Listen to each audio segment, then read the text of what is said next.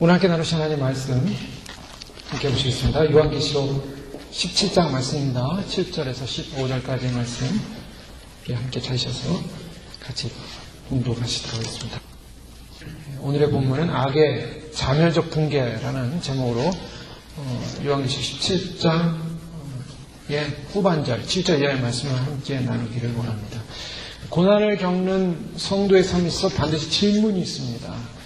이 질문은 이 고난은 어디까지이고 언제까지입니까? 라는 질문이죠. 지금 나는 어디에 와 있으며 어디까지 가야 하나? 이런 질문을 고난 속에서 던지게 되는데 이 고난의 질문, 이 질문에 대한 대답은 어떤 대답이 가장 정답이겠냐면 이 길은 주님이 반드시 허락하시고 겪게 하시기에 반드시 바른 길이고 계속 견디고 걷는 것이다 라고 답을 내릴 수가 있을 것 같습니다. 성도에 있어서 고난은 하나님이 허락하신 것입니다. 그 하나님이 허락하신 고난은 우리가 어디까지 와 있는지 모르지만 그러나 분명히 하나님께서 그 고난을 허락하셨고 그 고난을 지내게 하시고 그 고난을 거두실 거라는 것입니다. 마귀는 그럴 때 속삭입니다. 지금 대단히 잘못된 길을 가고 있어. 너 지금 걷는 그 고난은 잘못된 고난이야.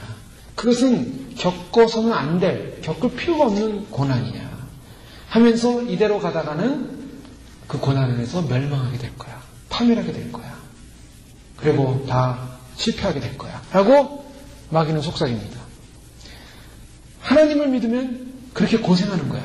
하나님을 믿고 따른다고 하지만 그런 어리석은 선택일 뿐이야. 라고 사탄은 계속적으로 속삭입니다. 그렇기 때문에 사탄을 그러죠. 더 늦기 전에 타협해야 돼. 더 늦기 전에 결정해야 돼. 예수님께서 40일 동안 금식을 마치셨을 때 마귀가 나타나서 예수님에게 그 고난을 겪을 이유가 뭐냐? 이 고난의 길을 갈 이유가 뭐냐? 그냥 선택해라. 좋은 길을 선택해라. 바른 길을 선택해라. 왜 고난의 길을 걸어가느냐? 라고 유혹을 했던 것이죠. 예수님에게도 그 고난이라는 고난 속에서 사탄은 편한 길을 유혹을 합니다.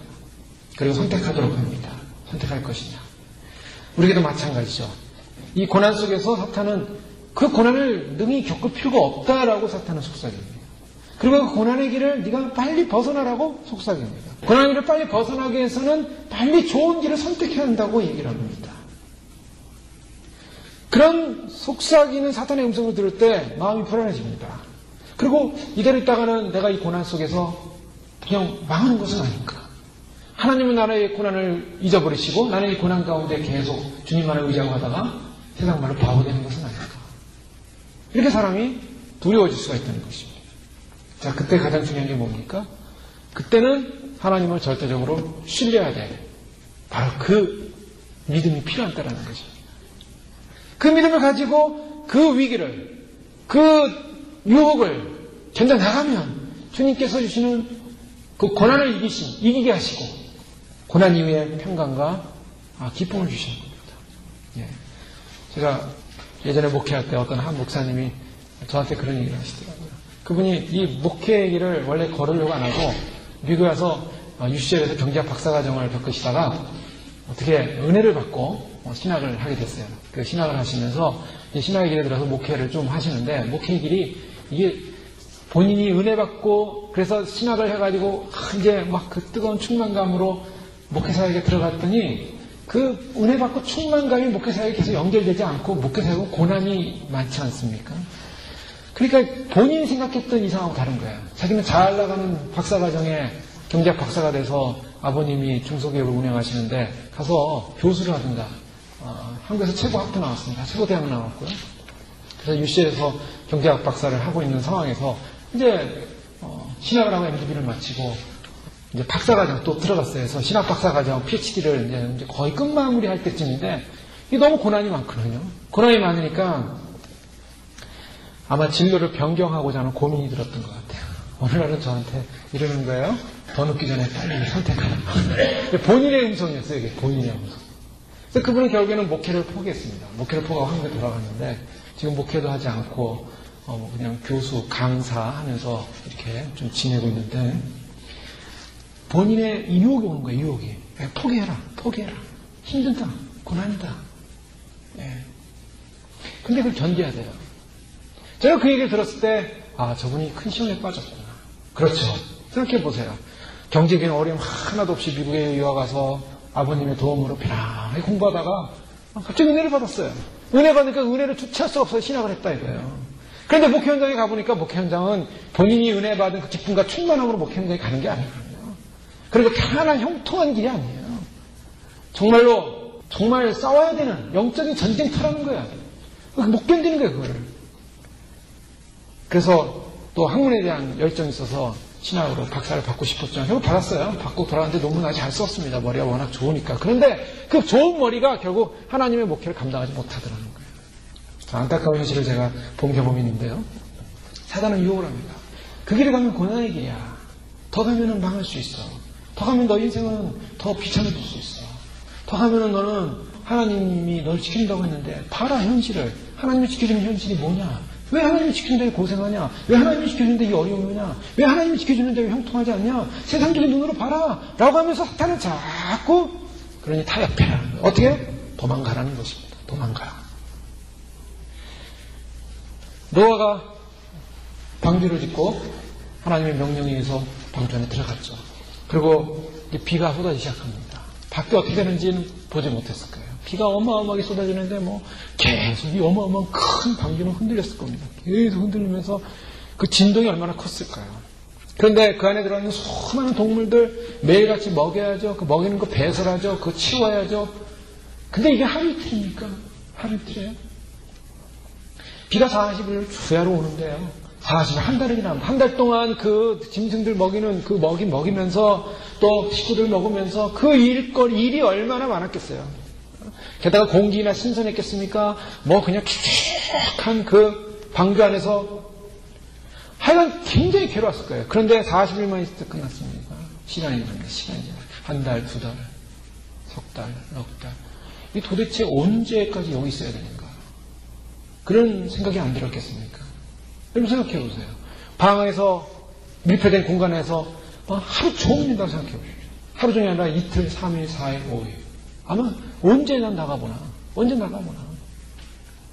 근데 먹을 것이 점점 떨어집니다. 물도 떨어집니다. 양식이 떨어져 갑니다. 양식이 어디서 나오는 것도 아니고 그냥 준비했던 거 다 떨어나고 동물들 다 먹고 배설하고 그거 점점 떨어져 갈 때 그 불안감이 오지 않겠어요? 야, 여기다가 죽겠구나. 뛰쳐나가겠구나. 문 열고 뛰어나갔습니까? 노아가? 그렇지 않더라는 거예요. 기다리는 겁니다. 주님이 나가라고 사인이 올 때까지 기다리는 거예요. 시간이 지나고 도대체 주님의 때가 언제인가?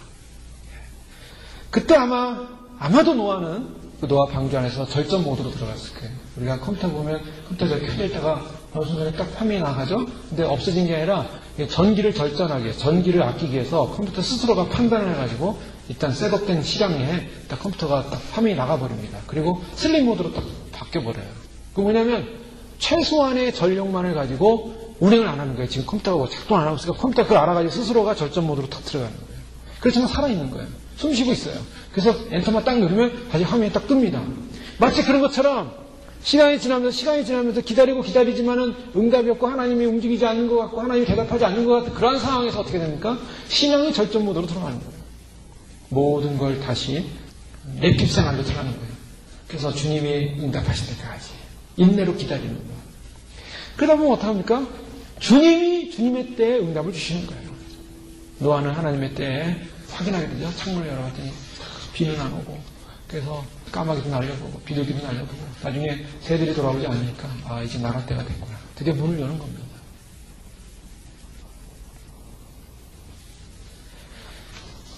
하나님의 백성들이 성도들이 이 땅의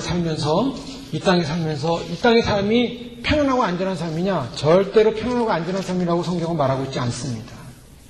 이 땅을 살면서 물론 구약에 나타난 복을 받으면서 복을 누리면서 편안하게 안전하고 살라고 그 복에 관한 개념이 있지만 그러나 기독교인의 정체성, 교회의 정체성은 편안하고 안전한 삶이 아니라 전쟁터입니다.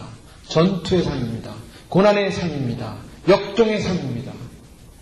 그게 신앙이에요. 그 성도가 이 땅을 살면서 고난을 당해요. 그래서 요한 25는 17장에 보면 이 고난당하는 고난의 이유가 뭔가를 설명하고 있어요. 고난당하는 이유가 뭐냐면 바로 고난을 주는 세력이 있다는 겁니다. 그게 바로 적이에요. 적. 성도의 적. 성도의 적이다 예수 그리스도의 적이요 하나님 나라의 적입니다. 바로 누구냐면 사탄이에요. 이 사탄은 하나님에게 대항한 자요 저항한 자입니다. 그래 얼마나 강력한 자겠습니까? 하나님에게 대항하고 저항한 존재가 사탄이에요. 하나님의 피조세계를 보면서 그 피조세계를 점령하고자 하나님께 저항했어요. 그러니 강력한 파워를 가진 존재예요.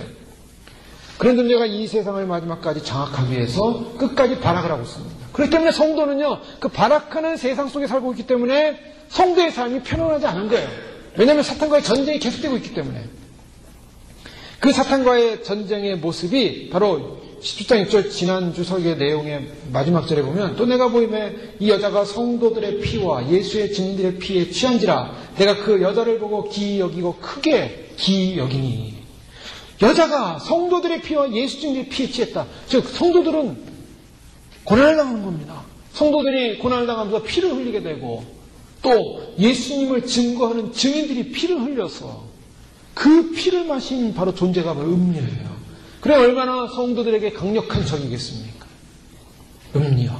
이 음료는 바로 하나님을 대적하는 자요, 세상을 장악하는 자요, 또 성도들의 피를 취한 자로 결국 하나님 나라의 적입니다. 그런데 이 음료가 누구라고 그랬습니까? 이 음료는 세상이라고 그랬어요. 세상이 음료입니다. 세상의 향락과 세상의 사치와 세상의 자랑과 세상의 명예, 이게 음료예요. 음료가 나를 따르고 나를 경배하고 나를 좋아하라고 유혹을 하는 겁니다. 그 세상이 좋아서 세상과 함께 세상 속으로 정신없이 가다 보면 음료에게 넘어간다는 거예요. 세상 좋아하는 사람이 그래서 음료에 빠지고 음료에 빠진 사람이 마지막 적그리스도 시대에 적그리스도의 앞잡이가 되는 것입니다.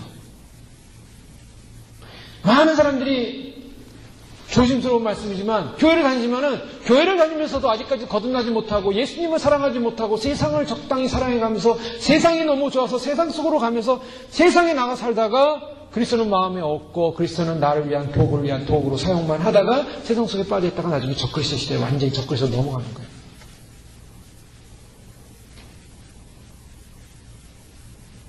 그래서 이 시대 가운데는 우리가 진정으로 거듭났는가? 영적으로 정말 거듭났는가? 정말 내가 영적으로 거듭난 존재라면 나는 좋고 그리스도가 내 안에 살고 나의 모든 자랑과 영광과 기쁨은 예수 그리스도만이 나의 영광과 기쁨인가? 아니면 내가 세상 자랑과 세상 명예와 세상 좋은 것이 자랑할 만한 많은 근거가 있는가? 세상 좋은 게 자랑할 근거가 있는 사람들은 음료에게 취한 것입니다. 오늘날 기독교가 그래서 타락했다는 거예요. 오늘날 기독교가 왜 타락했다고 그러나? 이게 좋은데 사람들이 뭐 교회들 잘 다니지 않습니까? 다 교회 다니죠 뭐. 그러나 교회 다닌다고 하는 그 대부분의 교인들의 마음속에는 세상의 향락과 세상의 즐거움과 세상의 번영과 세상의 복과 세상의 자랑과 세상의 부와 세상의 성공과 세상의 명예 속에 사로잡혀 있어요.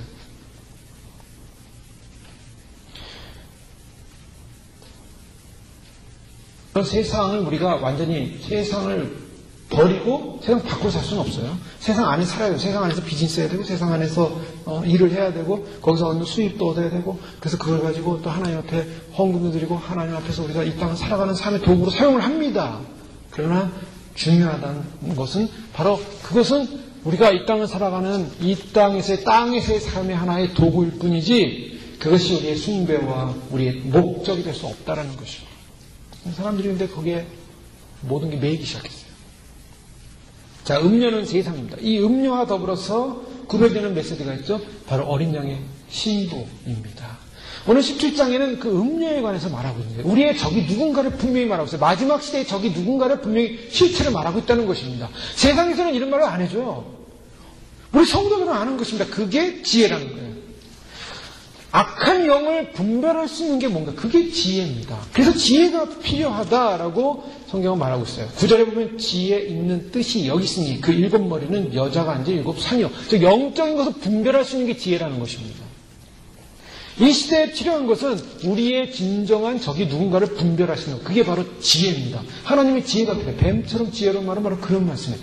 즉 영의 실체를 볼 수 있는 지혜가 필요하다는 거예요. 하나님의 말씀을 통해서 영의 실체를 보는 게 지혜요. 더 나아가서 그 다음에 중요한 것은 순결에 대해서 말씀드렸습니다. 순결해야 된다. 지혜만 가지고는 안 된다는 거예요. 그걸 알아서 어떻게 하겠다는 거예요. 사탄도 자기의 정체를 알고 예수님을 안다는 거예요. 사탄도 예수님께서 십자가에 못 박혀 돌아가심으로 인류를 구원하고자 하는 모든 죄를 용서하는 길이 열었다는 건 사탄도 다 알아요. 그럼 아는 데서 끝나는 거냐? 아는 지혜를 가지고 순결한 영적인 결정을 해야 한다는 것입니다. 자, 그런 순결성과 완전히 반대되는 이 음료, 그러나 그 순결성을 가지고 나가는 존재, 바로 그 존재를 누구라 하냐면 어린 양의 신부라고 그러죠. 그래서 이 세상은요, 이 두 가지 여성적 개념으로 존재하고 있습니다. 음녀라는 세상과 이 음녀의 저항에서 순결을 지키는 신부입니다. 이 세상은 결국 음료 속에 타락해서 취해서 살아가는 세속적 삶이냐, 아니면은 하나님의 지혜를 가지고 영적인 것을 분별하고 거룩함과 성결함을 유지하면서 순결한 믿음으로 살아가는 신부냐로 구별해야 한다는 거예요. 결국 마지막 시대는 신부 아니면은 음녀인 거예요. 신부 아니면 음녀입니다. 요한계시록이 분명히 보여주는 게 그래요. 우리 적이 누군가? 음녀라는 거예요. 음녀. 이 음녀는 타락시키는 영입니다. 음녀는 유혹하는 영입니다. 이 음녀의 특징은 사치하는 영입니다. 음녀의 특징은 세상을 좋아하도록 하는 영입니다. 그러니까 세상이 좋아서 어쩔 줄을 몰라서 세상 것 하면은 그냥 사람들이 마음이 막 그냥 기쁘고 즐겁고 뛴다면 이거는 우리가 우리의 본질을 놓쳐버리는 거예요. 붉은 짐승을 탄 음녀. 얼마나 똑똑하고 힘이 있냐면 이 음녀는 세상의 왕들을 다 취하게 만들었어요. 세상의 권력, 정치가, 원래 세상의 왕들이나 정치 세력들은 하나님의 위탁자들이라고 했습니다. 그래서 로마서에 보면은 사도 바울이 세상의 정권자들을 위해서 기도하라 그러잖아요. 그 왜 기도하라 그러냐? 그들이 대단한 분들이라 기도하는 게 아니에요. 하나님의 통치를 잘 위임받아서 하도록. 아직까지 남아져 있는 타락된 세상이지만 그러나 하나님의 의와 하나님의 진리가 이 세상 속에 자연 은총 속에 숨겨져 있기 때문에 그런 자연 은총적 상황을 가지고 이 땅의 사회들을 하나님의 그런 형상으로 하나님의 그런 질서로 잘 통치하도록 위해서 기도하라는 것입니다. 그러나 그런 통치자들이 하나님의 대리자라는 의식을 하지 않고 자기가 최고의 권자의 오른자로서 자기가 교만해지기 시작할 때 음료의 도구가 되는 것이죠.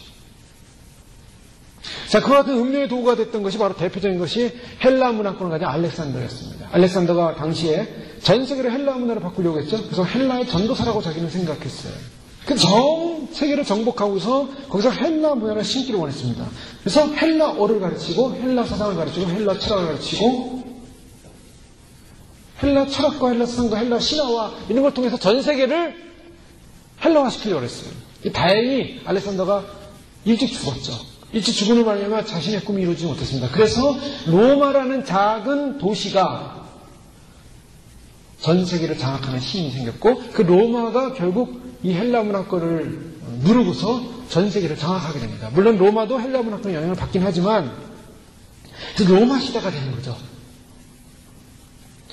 이 헬라 문화권에 가장 강력하게 저항했던 민족이 누구냐? 바로 유태인이었습니다. 유태인은 헬라 문화권을 저항을 했어요. 왜요? 유태 민족은 하나님의 말씀을 중심으로 했던 민족이었기 때문에 헬라 문화권, 즉 다신론이나 온갖 신화가 들어오는 헬라 문화권을 저항하고 오직 유일하신 하나님만을 예배하고 섬기겠다는 그런 유일신상을 갖고 있었기 때문에 헬라 문화권을 저항했습니다. 그래서 마카비라는 장수를 중심으로 해서 저항하면서 왕국을 이뤘죠. 마카비 왕국이라는. 이스라엘 백성들에게는 적들이 있었어요. 이 세상이라는 적. 이스라엘이라는 공동체, 나라는 이스라엘이라는 민족은 세상이라는 사상과 적과 싸워야 했습니다. 그런데 예수님이 오셔서 완전한 속죄를 이루시고 예수님의 새로운 공동체와 하나님 나라를 공동체를 이루신 교회가 이제는 그 세속화와 싸우는 거예요. 그 세속화와 싸우는 대표적인 존재가 누구냐? 바로 기독교 시대, 초기 교회 시대는 바로 로마였다는 거예요. 그럼 음료는 어떤 존재냐? 음료는 사도 요한이 이 성경 계시록을 쓸 때는 음료는 세상에 나타나는 음료는 누구냐? 로마였습니다. 그 로마에 대한 존재가 이제 나오는데요. 그 음녀는 어떤 음녀냐? 짐승을 탔는데 이 짐승과 음녀가 서로 연합되어 있죠. 내가 여자와 그의 탄바라고 7절에 말하고 있습니다. 여자는 음녀죠. 그의 탄바는 바로 짐승을 탔다는 것입니다. 짐승은 누구냐? 7머리와 10뿔 가진 짐승의 비밀을 내게 이르리라. 7머리와 10뿔을 말하고 있어요. 이 7머리와 10뿔을 상징하는 이것을 해석하는 게 굉장히 어렵습니다. 그래서 신학자들마다 이것은 굉장히 여러 가지 해석들이 분분해요. 정확하게 이거다라고 딱 그림으로 말하기가 어려워요. 왜요? 이것은 영적인 상징적 개념을 담고 있을 뿐만 아니라 이것이 영적인 개념으로 시작했기 때문에 현실 속으로 어떤 것이 7머리고 어떤 것이 10뿔이냐라고 얘기하기 참 어려워요. 근데 10뿔이라는 개념, 다니엘서에 나오는 그런 개념들을 가지고 사람들이 여러 가지 유추해서 해석을 많이 하고 대입을 합니다. 근데 그 대입하는 과정 속에는 여러 가지 혼란이 일어날 수가 있어요. 그래서 이것은 이거다라고 지금은 대입하기가 좀 어려운 부분이 있습니다. 왜 그런가? 아직 이 계시가 완전히 완성되어지는 그 시점에 지금 안 와 있기 때문이에요. 예를 들면 1800년대에 요한계시록을 본 분들은 지금 666이라는 그런 상징적 개념의 그 표가 뭔지를 잘 몰랐어요. 단지 사람의 오른손이나 이마에 그것이 666이 들어가서 매매를 못하게 한다는 개념만을 알고 있었지 그것이 실제로 어떤 것이라는 걸 알지 못했어요. 그런데 1900년이 오고 이 컴퓨터와 이 세상 기술의 문명이 발달되면서 점점점 이 발달로 인해서 지금 어떤 세대가 왔습니까? 지금은 이게 드러났어요. 그러니까 그 당시에는 막연하게 사람의 손에 이마에 넣는 어떤 육류표가 있다라는 개념만을 다 형성을 해서 그것이 영적인 개념일 수도 있고 또 실적인 개념일 수도 있다라고 해서 두 가능성을 다 열어놨는데 실제로 우리 시대에는 그것이 계시가 드러나잖아요. 그러니까 우리 시대는 666이라는 계시가 이미 드러나는 시대에 살고 있다는 거예요. 지금 666까지 와 있는 거예요, 지금. 지금 오늘 이 10뿔과 7머리라는 이 상징적 개념의 계시가 과연 뭔가 정확하게 지금 눈에 들어오고 있잖아요. 그러나 지금 이 본문이 시작되는 이 말씀은 바로 적그리스도의 환란 시대에 일어날 그러한 세계적인 권세자들의 세력들을 의미하고 있으면 틀림없습니다. 그것을 해석하는 데는 다 이견이 없어요. 그래서 이 짐승이라는 존재가 누구냐? 짐승이라는 존재는 사실 전 권세를 가진 7산이다라고 또 표현하고 있는데요. 로마 당시에 로마라는 나라가 형성되어질 때 로마의 그 도시는 7산위의 산을 가지고 있는 도시다라고 역사서는 다 증언하죠. 그러면 그 7머리가 누군가? 7산인데 7산은 누군가? 당시로부터는 로마라는 것입니다. 로마라는 그 상징적 개념의 도시가 결국 마지막 때 권세자들의 대표하는 권세자들의 나라들을 대표하는 하나의 상징으로 나타나고 있고 그 상징은 바로 로마는 결국 뭔가 로마는 마지막 시대에 적그리스도의 세상을 말하고 있다라고 말씀하고 있습니다. 그래서 이 왕들을 보면 이미 다섯은 10절에 보면 또 7왕이라 다섯은 망하였고 하나는 있고 다른 이는 아직 이르지 아니하였으나 이르면 반드시 잠깐 동안 계속한다. 그래서 이 표현도 해석하기가 좀 난해한 해석 중에 하나지만 그러니까 7왕인데 7왕은 여러 가지 나라로 보기도 합니다. 나라로 보기도 하고 또 여러 가지 해석을 많이 하지만 결국 현재는 없다. 있었다. 현재는 없다. 사탄의 세력을 말하고 있어요. 자, 왕들도 나라들도 결국 세상이라는 존재는 그 뒤에 누가 깔려있냐면 그것을 장악하고 있는 사탄이 깔려있다는 것입니다. 그 사탄은 뭐냐 하면 5 나라를 보면 이집트와 아수르와 또 바벨론과 메데파사 우리 역사적으로 보면은 애굽으로부터 이스라엘이 출애굽을 해서 또 가나안을 정복하고 있다가 아수르에 망하죠. 그 다음 바벨론에 망하죠. 메데파사에 페르시아에 지배를 받죠. 헬라에 지배를 받죠. 이렇게 5 나라가 지나갔다라고 봅니다. 그리고 6째는 누구냐? 6째는 로마를 보고 있고 7째는 적그리스도가 나타나는 로마를 상징하는 하나의 적그리스도적 상징적 개념으로 이 오늘날 마지막 때 일어나는 하나의 나라를 상징하고 있다. 이렇게 해석하는 해석이 있을 수가 있고 또 아니면 왕들을 본다. 로마 당시의 왕들 로마 당시의 왕은 아우구스투스와 티베리우스와 칼라굴라와 글라디우스 네로까지가 5 왕이고 그 다음에 베스파시안과 디도가 이제 AD 70년에 예루살렘을 로마의 장군으로서 예루살렘을 무너뜨린 자가 디도입니다. 그래서 예수님께서 예루살렘 성전에 가장한 것이 쓰면은 너는 빨리 산으로 도망가라. 지붕에 올라간 사람은 지붕으로 내려오지 말라. 그 종말론자 상황을 그렇게 말씀하는 게 있어요. 그건 뭐냐면 1차적으로 예루살렘의 멸망 상황을 말씀하시는 것이고, 더 나아가서 앞으로 종말론적인 상황에서 디도와 같은 강력하게 예루살렘 성을 파괴할 자가 나타난다는 것입니다. 그 예루살렘이 황폐하다고 파괴될 마지막 때 이 하나님의 공동체를 무너뜨릴 존재가 나타나는 것, 바로 적그리스도의 상징이죠. 이런 여러 가지 역사적이고 상징적이며 또 미래 종말론적인 모든 메시지가 담겨져 있어요. 이 말씀들을 보면. 그래서 저희가 1차적으로 사도 요한에 의해서 쓰여질 당시의 역사적 정황을 통해서 앞으로 미래에 일어날 그런 상황들을 해석을 하는 것이죠. 그 디도라는 존재는 강력한 존재로서 결국 로마로 돌아가서 그 황제가 됩니다. 그래서 로마에는 디도의 개성문이 있어요. 이 유대를 갖다 점령하고 유대를 장악하고 성전을 무너뜨리고 그가 로마로 입성할 때 그 로마에 입성하는 디도를 장군을 축하하기 위해서 개성문을 만들었어요. 그 디도의 개성문이 지금도 있습니다.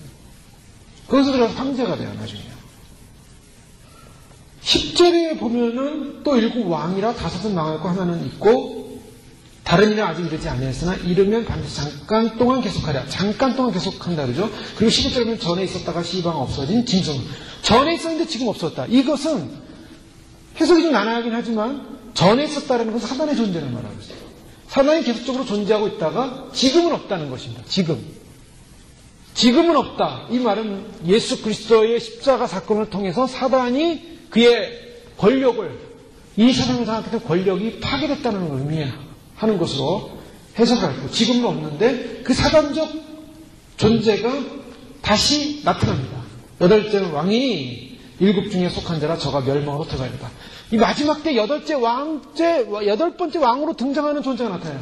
그런데 내가 보던 10분은 열왕이 아직 나라를 얻지 못했으나 다만 진중을 얻은 임금처럼 권세를 20 동안 받으리라 하면서 그 8째 왕은 누구냐 하면 바로 7번째 왕에 속한 자 중에 나오는 것이 바로 8째 왕이다 라고 말하고 있어요. 7번째 속한 왕 중에 나오는 존재가 8번째 왕이다. 즉 7번째 속한 존재 중에 네로가 있고 또 여러 그 로마 당시에 가장 기독교인들을 핍박했던 왕들이 나오는데 그중에서 가장 핍박했던 왕들 중에 하나가 나온다. 즉 5번째 속했던 네로가 다시 등장할 것이다. 이 당시에 초대교회에서는 네로가 죽고 나서 다시 네로가 다시 나타날 것이다 라는 네로의 귀환설이 있었습니다. 네로가 죽은 게 아니고 이방 야만족에 잠깐 몸을 피신했다가 야만족을 장악해가지고 야만족을 끌고 다시 로마로 쳐들어올 것이다. 뭐 이런 네로의 귀환설, 뭐 그런 걸 통해서 앞으로 강력한 리더자가 나타날 것이다 라는 종말론적인 묵시적인 내용을 담고 있다라고 볼 수가 있습니다. 결론적으로 보면 여기 나오는 10뿔, 7 머리, 이 모든 것은 역사적으로나 묵시적으로나 지나가는 하나의 강력한 리더자들이요, 강력한 통치자들을 상징하고 있고 세상을 상징하고 있고 세상 권세를 상징하는데 결국 이 세상과 세상 권세를 상징하는 내용에는 바로 사탄이 모든 것을 장악하고 있는 상황이다라는 걸 주고 있고 이 사탄과 더불어서 그러한 세상 권세자들을 업고 그 위에 앉아서 세상을 조절하는 그 사탄적 존재인 음녀가 존재하고 있다. 이것은 우리가 영적 상황이기 때문에 이게 음녀고 이게 짐승이다라고 말하기가 어려운 부분이지만 바로 그 내용을 담고 있다는 것을 이해할 수가 있습니다. 중요한 것은 바로 이러한 상황에서 짐승은 예수님 오기 전에 마음대로 활동하다가 예수님 이후로는 이제 어느 정도 결박된 상황이죠. 그러나 재림 직전에 나타나서 교회 공동체를 공격하고 교회 공동체를 힘들게 하는 그런 존재로 등장하게 될 것을 말씀하고 있습니다. 그래서 10절에 보면 반드시 잠깐 동안 계속하리라. 자, 여기서 중요한 것이 잠깐 동안 계속한다라는 메시지죠. 그리고 10절에 보면 저희가 한 뜻을 가지고 자기의 능력과 권세를 짐승에게 주더라. 즉 잠깐 동안 계속하고 한 뜻을 가지고 짐승에게 주는데 바로 그 짐승이라는 존재가 마지막 때 강력한 세상의 권세를 가지고 믿는 성도들을 핍박하는 존재요. 또 짐승의 표현 666을 가지고 세계를 장악하려는 능력이요. 또 그 짐승을 보고 사람들은 너무나 기이 여기고 놀래서 짐승을 따르겠다 그랬습니다. 지금 마지막 때 나타나는 강력한 리더십을 가진 이 짐승은 뭔가 적그리스도라는 거예요. 이 적그리스도가 세상의 왕들을 장악하고 세상의 권세자들을 장악한다는 것이죠. 그리고 놀라운 것은 이 세상의 왕들이 그에게 권세를 다 줘버려요. 그에게 힘을 다 줘버려요. 이게 오늘날 일어나는 뭐 일루미네이트 운동이나 뭐 여러 가지 그 보이지 않는 전 세계 신세계 운동, 신세계 그런 정부 운동이 일어나고 있지 않습니까? 그 신세계 정부 운동이 지금 계속 밝혀지고 있어요. 그런 음모들이. 지금 겉으로 드러나 있지만 모든 이 세계의 경제를 장악하고 있고 정치를 장악하면서 이 전 세계를 하나로 장악한다는 신세계 운동은 계속적으로 지금 알려져 나오고 있습니다. 그래서 그러한 신세계 운동을 하는 존재들이 있다는 걸 사람들이 막 증언하기 시작하고 밝히기 시작하고 전 세계 통치권자들은 앞으로 온 세상을 결국 통제하고 다스릴 수 있는 강력한 리더십 앞에 그 리더권을 권세를 준다는 환란 시대. 그런 존재가 나타나요.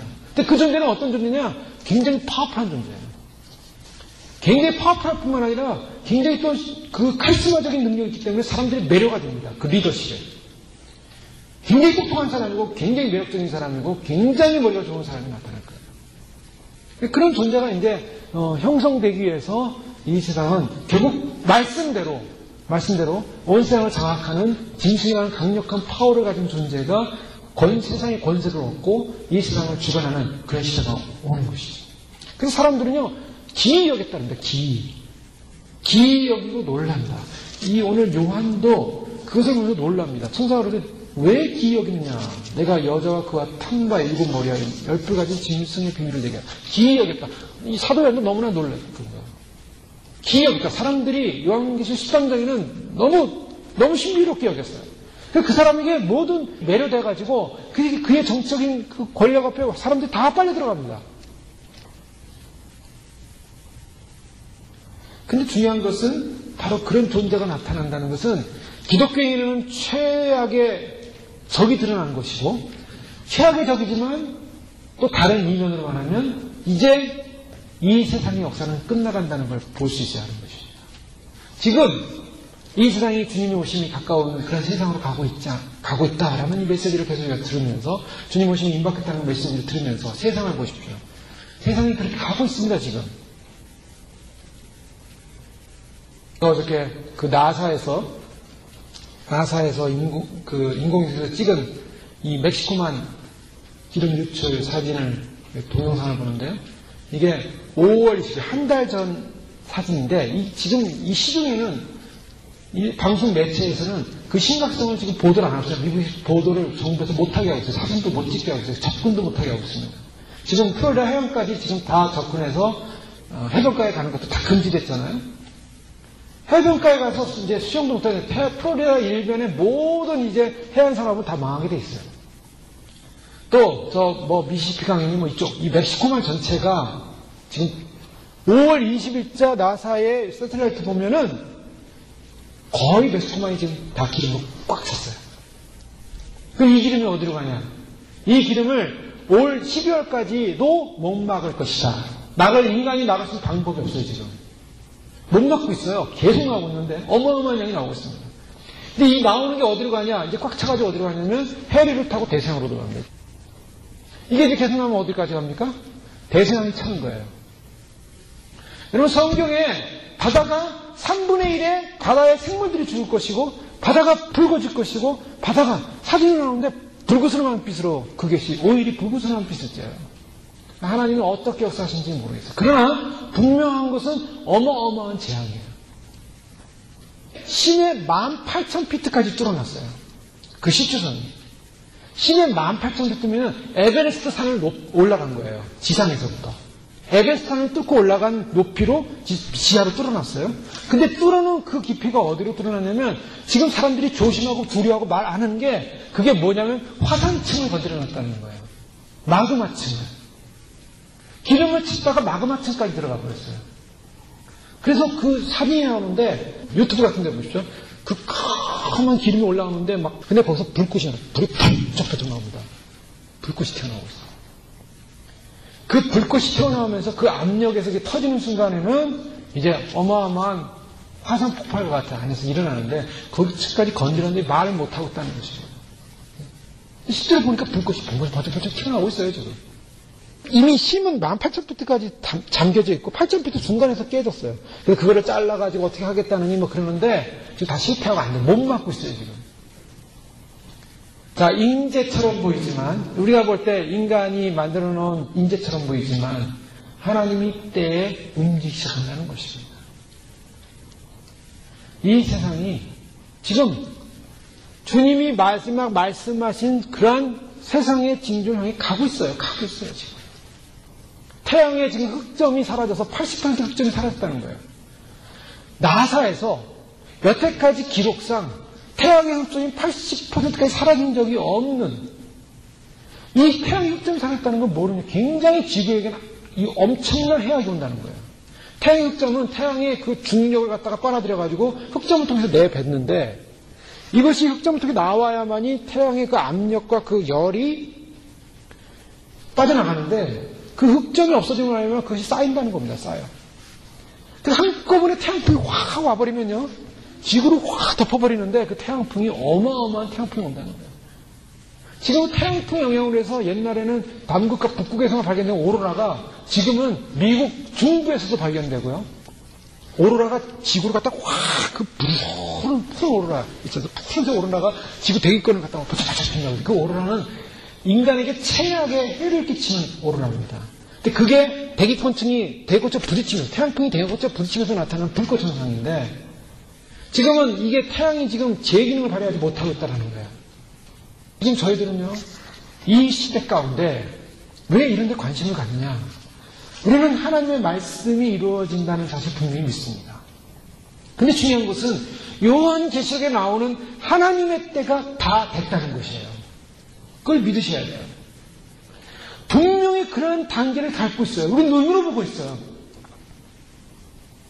하나님이 사람들이 이 땅을 살면서 가장 해야 될 일이 뭐냐? 때를 분별하는 일을 해야 됩니다. 지금이 무슨 때인가? 어떤 때인가? 물론 사람들이 그래요. 많은 사람들이 때를 분별한다고 하지만 많은 실수를 하지 않았습니까? 물론 많은 실수를 했어요. 언제, 몇 월, 며칠 그러다가 실수했어요. 몇 월, 며칠이 중요한 게 아니에요. 지금. 몇 월, 며칠을 사실 우리는 몰라요. 그러나 이 때가 어떤 때라는 걸 아는 거예요. 압니다.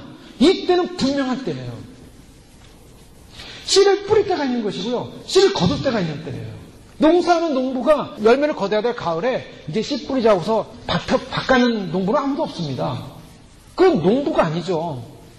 기독교인이 이 땅을 살면서 기독교인의 정체성은 뭐냐? 시대를 분별하는 지혜. 이거 하나님 말씀을 주는 거예요.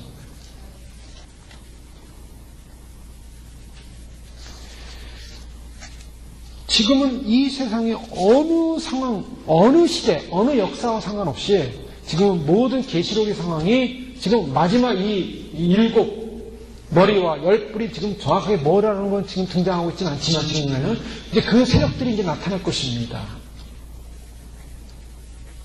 우리는 마지막 영적인 시체가 아니에요. 영적인 시체는 뭐냐? 그럼 이 음료와 이 짐승이 하는 일은 뭐냐? 음료와 짐승이 하는 일은 한 뜻이 돼서 예수 그리스도를 저항하는 거예요. 13절 시작에 보면 저희가 어린 양으로 더불어 싸우려니와.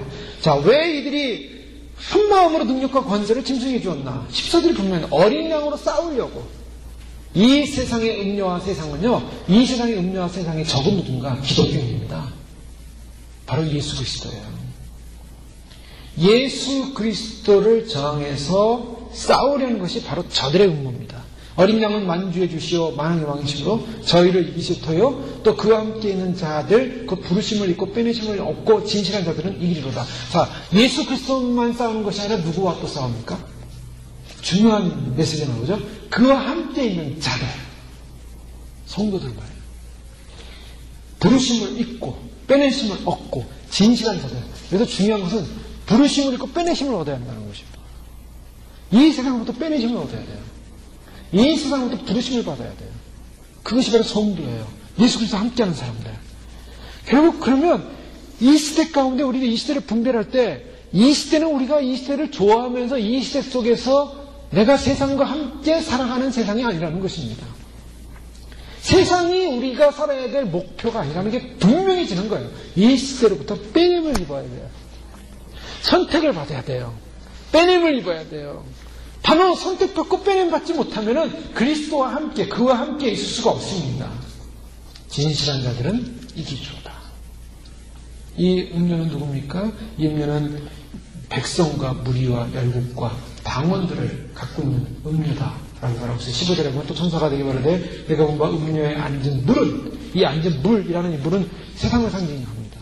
세상을 상징하고 불을 상징하고, 바벨론이 물이라는 물가, 애굽이라는 물, 이 물이라는 상징은 세상을 상징해요. 그래서 물에서 나타나는 짐승, 땅에서 나타나는 짐승, 물을 밟고 있는 천사, 땅을 밟고 있는 천사, 물은 다 세상을 상징하는 하나의 개념이죠.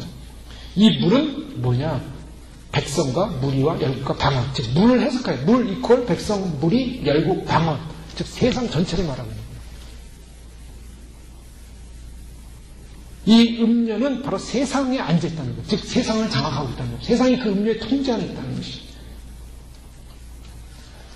바로 그런 이 음료가 세상을 장악해서 그 세상으로 하여금 세상에서 믿는 성도들을 유혹하고 끌어당기고 나를 따르라, 나에게 순종해라, 나에게 가치관을 가져라. 사람들은요 이 세상을 살면서 눈 뜨고 나와가지고 세상에서 즐기는지만 결국에는 가만히 들여다보니까 음료에게 충성해서 음료에 취해서 음료와 더불어 즐기고 있다는 것입니다.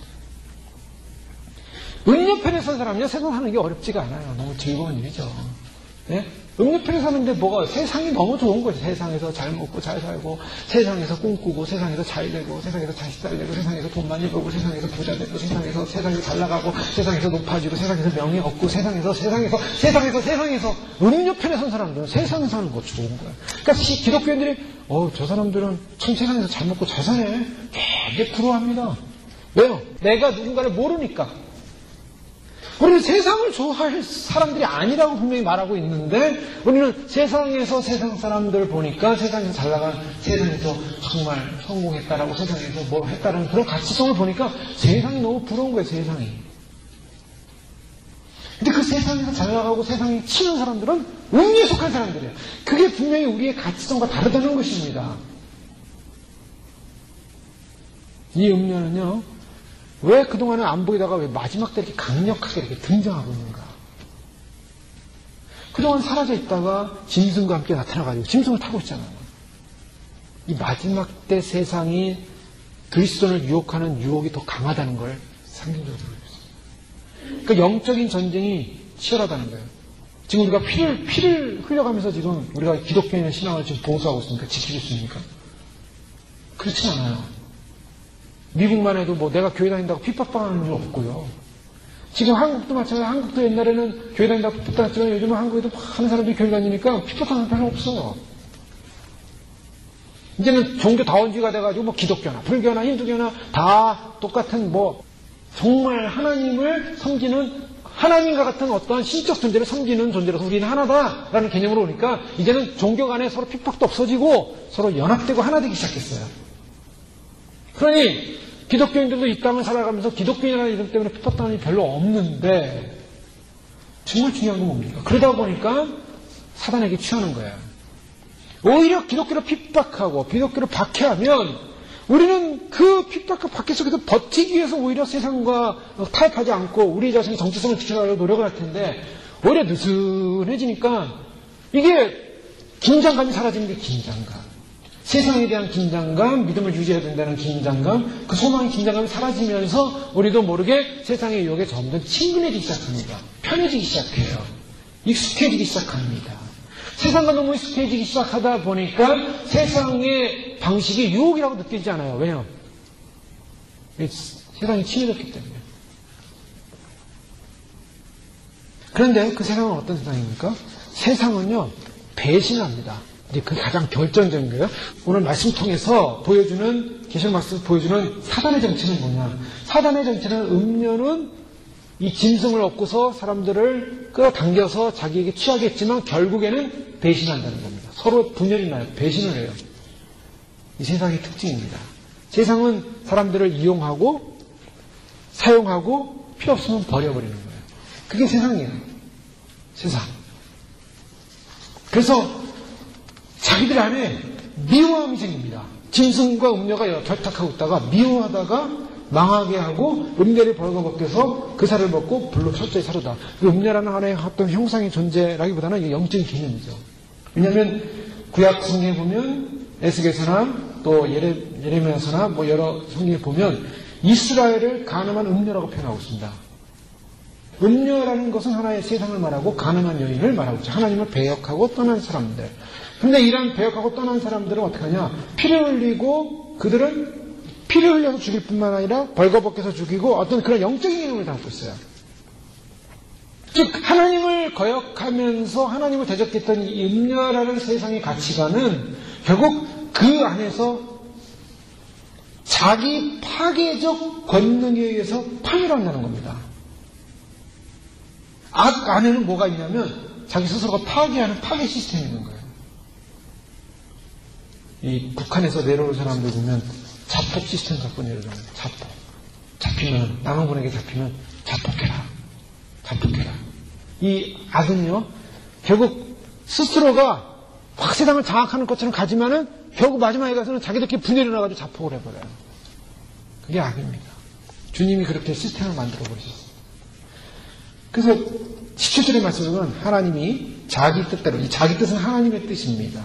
하나님의 뜻이에요. 하나님의 뜻대로 할 마음을 저희에게 주사, 그러니까 하나님의 뜻을 하나님이 의도적으로 저에게 주사 한 뜻을 이루게 하시고 저희 나라를 짐승에게 주게 하시되 하나님 말씀 응하기까지 하십니다. 지금 무슨 말씀이냐면 이 음녀나 짐승이나 이 사용되어지는 이 사용되는 하나님의 마지막 심판의 구속 시스템 안에서 움직이고 있는데 하나님의 의도에 의해서 이것이 움직이고 있다는 것입니다. 그런데 그 의도가 뭐냐? 그들은 결국 믿는 자들을 핍박하고 믿는 자들을 힘들게 하지만 그 믿는 자들은 하나님 뜻이 어디인지 모르고 고난 속에서 그 고난의 길을 걸어가고 있지만 분명한 것은 하나님 허락하신 고난이요. 하나님께서 믿고 하나님을 의지하는 백성들에게는 결국 하나님의 영광스러운 구원의 완성이 이루어질 것이고 이 세상 속에 믿는 자를 핍박하고 믿는 자를 유혹하고 믿는 자를 넘어뜨리려고 했던 이 사탄의 음모는 결국 한정적 시간만 그렇게 하다가 결국 스스로 무너지고 예수 그리스도로 완전히 장악되어진다는 것입니다. 그것이 결론이에요. 우리는 그래서 그것을 알고 있는 거죠. 이 세상의 결론이 무엇이다. 이 세상은 스스로 무너지게 되어 있습니다. 이 세상은 스스로 무너지는 거예요. 이 세상에 사람들의 이기와 욕심을 위해서 돈을 벌기 위해서 땅을 심취하면서 석유를 갖다 파는데 사람들을 내가 행복하게 위해서 석유를 파야지 하고서 거기까지 파들어갔겠습니까? 우리 회사가 열심히 석유 파내가지고 하나님 주신 자원 파내서 돈 벌고 잘 먹고 잘 살아야 되잖아요. 그렇지 않겠어요? 그래도 열심히 파는데 결국 인간들이 만들어놓은 인간들이 잘 먹고 잘 살겠다는 그 욕심이 결국 제약을 만드는 거예요.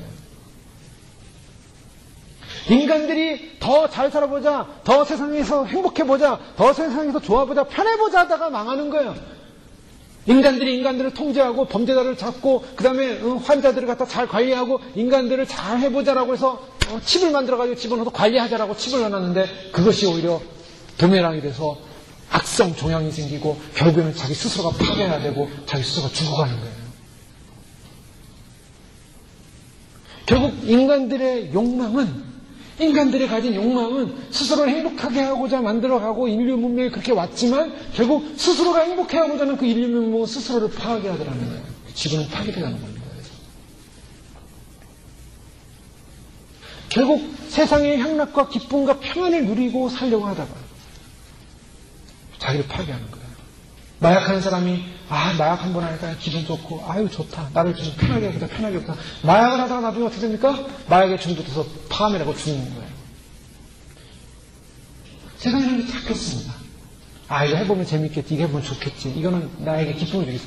그래서 한번 해보기 시작하고 좋고 했는데 나중에 어떻게 됩니까? 그게 자기를 죽이는 거예요.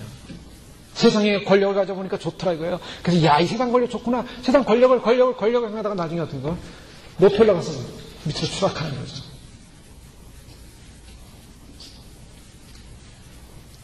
삼성의 사장을 지냈고 최고의 무슨 펠로우십인가요? 그래서 반도체를 만드는 일에 크게 기여한 한국에서 최고학도 나오고 스탠포드 나온 박사 출신이 결국에는 끝까지 올라갔는데 떨어지기 시작하니까 못 견디고 자살하잖아요.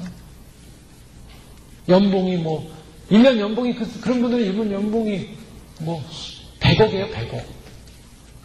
한 달에 10억씩 버는 사람들이에요. 그런데 그 돈이 그들을 만족시키지 못하는 거예요. 돈이 그들을 만족시키지 못하니까 자살해버려요. 세상은요, 좋아 보이고 많이 가지면 좋고 행복해 보일 것 같지만 세상을 취하면 취했을 그 다음에 결론은 뭡니까? 나중에 망하더라는 거예요, 망하더라는 거예요. 파괴, 이 세상이라는 특징은 자기 파괴적 본능의 능력을 갖고 있다는 것입니다. 하나님이 없는 세상, 하나님이 없는 질서, 하나님이 없는 권력, 하나님이 없는 돈, 하나님이 없는 명예, 다 자기 스스로 파괴시켜버려요. 결국 음료를 쫓고 악을 쫓고 짐승을 쫓았던 이 세상은 어떻게 하냐, 그들의 분열로 인해서 스스로 파괴해버린다는 것입니다. 그리고 주님이 완전히 제거해버리세요. 주님의 마지막 심판을 받고. 그래서 17장 1절에 분명히 선언합니다. 이 17장 전체는 음녀가 받을 심판에 대해서 얘기하고 있어요. 세상은요, 그 음녀는 이 세상을 장악한 존재같이 보이지만 결국은 심판의 대상이라는 것입니다. 이 심판의 대상인 음녀를 우리가 관심을 가질 필요도 없고, 음녀를 사랑할 필요도 없고, 음녀를 취할 필요도 없어요. 세상을 보는 눈은 정리를 해야 된다, 우리는. 세상이 얼마나 매력적입니까? 돈과 권력의 힘이 얼마나 대단합니까? 세상에 주는 영광이 얼마나 대단합니까? 자줏빛 옷을 입고, 화려한 옷을 입고 사람들을 유혹하는 그 유혹이 얼마나 대단합니까? 야고보 4장 4절에는 가늠한 여자들이여 세상에 덧된 것이 하나님의 원수임을 알지 못하느냐. 그런데 누구든지 세상과 벗이 되고자 하는 자는 스스로 하나님과 원수되게 하는 것입니다. 세상을 그렇게 정의하고 있어요. 요한일서 2장 15절 10절에 세상을 사랑치 말라. 가만히 보십시오. 세상은 우리가 살면서 빛으로서 하나님의 영광을 드러내야 할 존재지, 우리가 세상을 사랑해야 할 존재가 아니라는 것입니다. 그렇지 않습니까? 세상은 우리가 세상 속에서 하나님의 영광을 드러내고, 하나님의 진실함을 드러내고, 하나님의 의를 드러내고, 하나님의 빛을 드러내고, 생명의 구원의 메시지를 증거하고, 세상의 복음을 증거하고, 세상에서 영혼을 구원하는 그러한 대상이 세상이지, 세상을 들어가가지고 세상이 좋사오니, 세상이 즐겁사오니, 세상이여 나를 반겨주소서, 세상이여 나에게 성공을 주소서, 세상이여 내가 당신에게 충성하게 싸우니 나에게 돈을 주소서, 세상이여 내가 당신을 위해서 온 몸과 시간과 마음을 다 드리겠사오니 세상이여 나에게 성공을 주소서.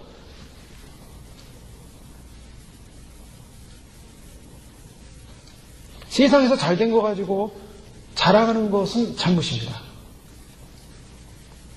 왜요? 사람들이 그래요. 한국 기독교가 왜 문제냐? 세상에서 성공한 걸 간증이라는 이름으로 자랑을 합니다. 근데 그게 간증이 아니라 자기 자랑이에요. 그렇게 만들어버렸어요. 그래서 세상에서 성공하면 신앙으로 성공했다고 사람들은 인정하는 거예요. 아닙니다. 그걸 타락한 거예요. 오히려 세상에 성공했으면 그 세상, 그 성공이 갖는 의미가 뭔가, 그 자랑을 하고 성공한 게 아니에요. 기독교가 왜 백음주의가 됐는가? 왜 오늘날 기독교가 그렇게 돼버렸는가? 왜 사람들은 교회 다니면서 성공, 세상이라는 성공이, 신앙이라는 성공이 그런 등식이 돼버렸는가? 이게 바로 타락이라는 거예요. 그래서 어쩌라고요? 세상에서 잘나고 성공해서 어쩌라고요? 하나님께 영광? 무슨 영광입니까 그게? 세상과 정욕은 다 지나갑니다. 세상의 일시적인 거, 세상의 자랑 다 지나가요. 제가 예전에 한국에 있을 때 국립묘지 가봤어요. 국립묘지. 친구가 그 옆에 살아서 시간 있어서 친구랑 같이 가봤는데 그 꼭대기 올라가 봤어요. 올라갔더니 굉장히 멋있는 묘지, 그 국립묘지, 군인들 묘지 아닙니까? 근데 거기 큰 묘지가 있더라고요. 이렇게 보니까 박정희 대통령 묘예요. 이게 박정희 대통령이구나. 제가 살아있는 동안에 박정희 대통령 언제 만난 적 있습니까? 본 적 있습니까? 뭐 높은 분 아닙니까? 근데 무덤 앞에 설 수 있더라고요. 거기 막아놓지 않았어요. 근데 묘비를 보면서, 야, 그렇게 권세했던 사람도 죽으니까 나 같은 사람도 와서 보는구나. 그런 마음이 들더라고요, 진짜. 거기 뭐 장군묘들, 굉장해요. 막 그 묘비가 주는 그 위험이 있어요. 굉장해요. 근데 보면서, 야, 평상시 못 보던 장군들도 여기 누워있구나. 박정희 대통령 시신도 여기 누워있겠구나. 어떤 분이 그랬대요. 공동묘지 가서, 여러분, 지금 여러분 누렸던, 세상에서 누렸던 영광과 그 놀라운 권력에 대해서 자랑할 마음이 있습니까? 하고 공동묘지에 물었대요. 공동묘지에서 뭐라고 대답했을까요? 없어요. 라고 대답했대요. 다 사라지는 것입니다. 다 지나가는 것입니다. 다 잠시 잠깐 세상 속에서 인간들이 거기서 자랑하다가 지나가는 거예요. 세상의 헛된 정욕, 자랑, 명예 다 지나갑니다.